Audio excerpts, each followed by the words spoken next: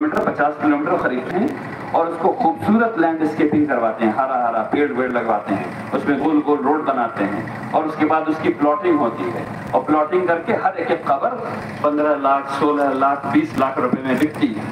اور لوگ اس کو خریدتے ہیں اور پھر اس میں دفن ہوتے ہیں۔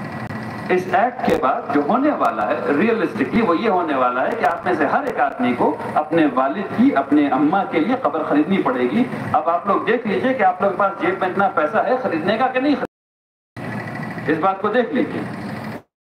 اور سب کو دفن ہونا ہے، سب کو دفن ہونا ہے، اس لیے اس بات کو سمجھ لیجئے کہ آپ کو اپنے بارے میں سوچ لیجئے کہ آپ اگر آپ کے پاس اتنا پیسہ نہیں ہے تو بچے خیال کرنے والے آج کے زمانے میں نہیں ہیں، تو پھر آواز اٹھے گی مسجد سے کہ بھائی فلاں صاحب کا انتقال ہو گیا، فجر میں بھی، ظہر میں بھی، عصر میں بھی، مغرب میں بھی، عشاء میں بھی، ہر محلے میں لوگ کا انتقال ہو رہا ہے، تعداد زیادہ ہے مسلمانوں کی الحمدللہ، انتقال ہو رہا ہے خوب، تو ہر جگہ ہر مسجد میں یہ آواز اٹھے گی کہ بھائی ان کے پاس پیسہ نہیں ہے، اب قبر کا پیسہ دیجیے، اور جس کا پیسہ جمع نہیں ہو سکے گا اس کو سمجھ لیجیے کہ کیا ہوگا اس کا، اس بات کو سمجھ لیجیے کہ کیا ہونے والا ہے۔ تو اگر ایسی چیزوں میں نہیں پڑھنا ہے، اس کے بعد مسجد ہے،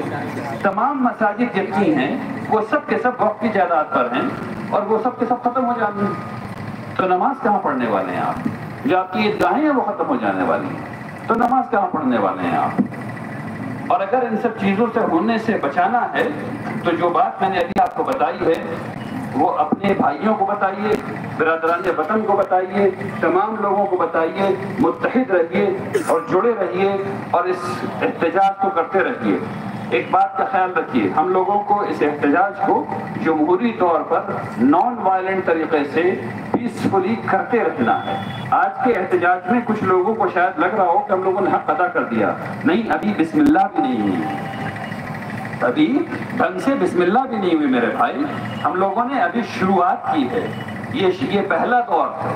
اس کے بعد ادوار آتے رہیں گے جب تک کہ یہ قانون واپس نہیں ہو جاتا، ہم لوگ احتجاج کرتے رہیں گے جب تک کہ یہ قانون واپس نہیں ہو جاتا ہے انشاءاللہ۔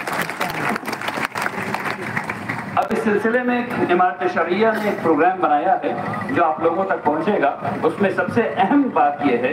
کہ ہم لوگوں کو رسول اللہ صلی اللہ علیہ وسلم کی ایک سنت کو زندہ کرنا ہے، اور وہ سنت ہے جمعرات اور پیر کے روزے کی۔ تو ابھی صرف جمعرات کے روزے کے بارے میں بات کر لیتے ہیں۔ ہر جمعرات کو ہم لوگ روزہ رکھیں گے تاکہ ہم لوگوں کو ایمانی صحت مل سکے، تاکہ ہم لوگ احتجاج کر سکیں۔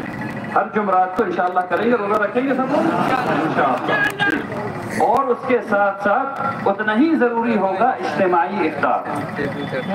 یاد رکھیے اس بات کو، روزہ بھی رکھنا ہے اور اجتماعی افطار بھی کرنا ہے، یعنی کہ مسجد میں یا کھلی جگہ افطار کرنا ہے، اور تاکہ وہ لوگوں کو دکھے کہ اتنے ڈھیر سارے لوگ روزہ رکھ رہے ہیں، قوت آ رہی ہے، آپ کے ذہن میں بھی رہے کہ وقت ایک چیز ہے جس کے احتجاج چل رہا ہے اور اس کو اجتماعی طور پہ کرنا ہے۔ اس کے علاوہ ہم لوگ جمعرات کو کچھ کریں گے، جمعہ کو کچھ کریں گے، سنیچر کو کچھ کریں گے اور اتوار کو کچھ کریں گے۔ ان 4 دنوں میں ہر ہفتے ایک نئے ایکٹیویٹی ہوتی رہے گی اور آپ لوگوں کو اس کے بارے میں انشاءاللہ امارت کی طرف سے ہدایت آتی رہیں گی تاکہ وہ کام ہوتا رہے باذن اللہ تعالی۔ ایک اور بات یہ ہے کہ آپ سب لوگوں کو ہر جمعے کو کالی پٹی لگا کر کے نماز پڑھنے جاتے رہنا ہے جب تک کہ یہ ایکٹ واپس نہیں ہو جائے، اس کو بھولنا نہیں، وہ لگا کر کے رکھنا ہے انشاءاللہ۔ دیکھیے اب چونکہ وقت بالکل نہیں ہے، اس لیے میں چاہتا ہوں کہ آپ سب لوگ میرے ساتھ یہ عہد کریں، اور اس عہد کے لیے میں چاہتا ہوں کہ آپ سب لوگ کھڑے ہو جائیں، اور یہاں بھی کھڑے ہو جائیں اور وہاں بھی کھڑے ہو جائیں انشاءاللہ۔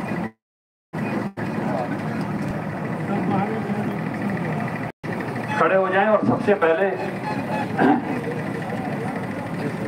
چونکہ یہاں غیر مسلم بھائی بھی ہیں تو جو مسلمان ہیں وہ اللہ کے حضور نیت کریں، جو غیر مسلم بھائی ہیں وہ اپنے جس کو پوچھتے ہیں وہ ان کے سامنے پورے اخلاص کے اقرار کریں اپنی نیت۔ اور ضلع مدھوبنی میں